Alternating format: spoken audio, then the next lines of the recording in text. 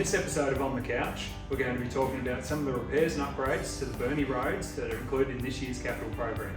Most significantly, those roads that were impacted in the flood event of October 2022.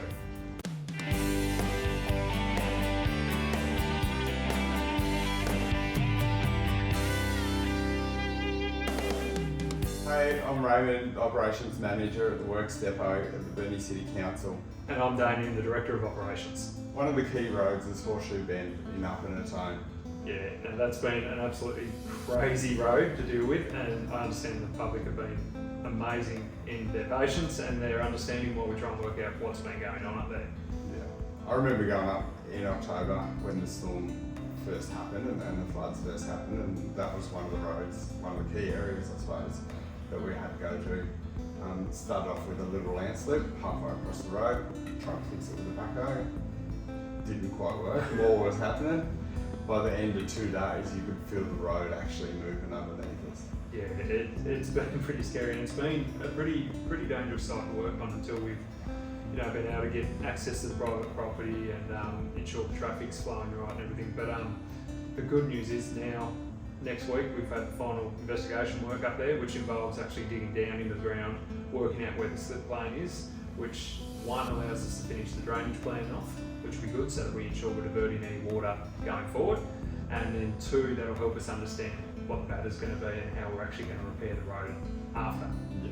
Look, it has been a massive waiting period for the residents up there, and I know there's been huge impacts and we appreciate it, but on the plus side, starting next week, we're really going to start to see some action up there. Now, it may mean next week there's some small 15-minute delays while we're falling some trees and everything with our traffic management, but it's all part of the necessity to get the road back to normal as soon as we can. The other affected road was Oonah Road. So a couple of little spots there, and I remember going up to there and seeing, it was like an earthquake. It had been through there, and a whole patch of road shifted down the road, and I think it was about that drop off from Rhodes Hill to Rhodes Hill. It was crazy. Yeah, that one was scary too. And again, that's been a huge weight, but they've just been such complicated designs and processes to go through to ensure that we're actually making the right fix and that we do it properly, so we're not back here again, because it's a lot of money we need to spend. And again, it's got to be done right. So the good news on that one as well is we're actually very close. Our geological contractor is just finishing off the last tweaks to the final design, and then we're in a position where we can start doing the works. Yeah. So again, it's been a massive wait, but we're this close to getting action. Yeah, and being from the Works Depot, we were pretty keen to get up there and fix it. Yeah. But we knew that there was underlying issues there. Yeah, look, it's the same thing. It was a major safety thing that we had to fix. I mean, that landslip was still running months and months after, just the amount of water and things that were coming under there. We literally had to wait for it to dry out before we could even start to look at it.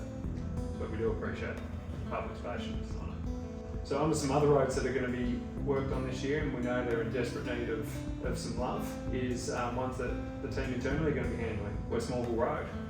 Yeah, so we've got a couple of areas in West Mooreville Road that we're going to work on.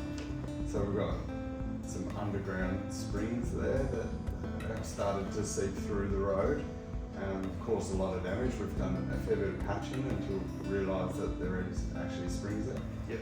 And got a fair bit of drainage work to do. The heavy vehicles going through that area, going through Ridgely, through Camdale, has contributed slightly to this. And we're looking at really digging deep, diverting that water away and putting in the pavement, which is going to let it last longer. Fix it once and fix it right. That's it. Love it. Don't forget, we're really grateful that the state government is chucking in $5.6 million towards this flood damage. True. Along with our 1.8 means we should do a pretty good job. There's money there. Let's get it done. Another thing we should talk about is our ownership of roads. Yep. So we get a lot of questions around, especially Bass Highway. Yeah. So Bass Highway is owned by the Department of State Growth. Yep, and I think a lot of the public probably don't realise that, and I know we do field a lot of complaints and calls around, the weeding, the pressure cleaning, all those things. Rubbish on roads, and things like that. We do our best to get there and clean up as a Works Depot. We're a bit restricted what we can do. We are, and I think the end message is, I guess we really need to encourage people to put it through the right channels, Yep. which is the DSG, and we definitely direct people to that when we can. But you know, if you make that call in the first place, it saves everyone a lot of time. Yeah, and us as a works team, we feel bad handballing it off to DSG as well, especially if it's a simple fix. Yeah. But it really needs to go that way. So thanks for listening, and if you're interested in any of the things we've talked about today, especially our roads, feel free to jump onto our website or our Facebook for more information. And us at the works team will keep you updated what's going on around the place on our weekly wraps held every Friday on Facebook.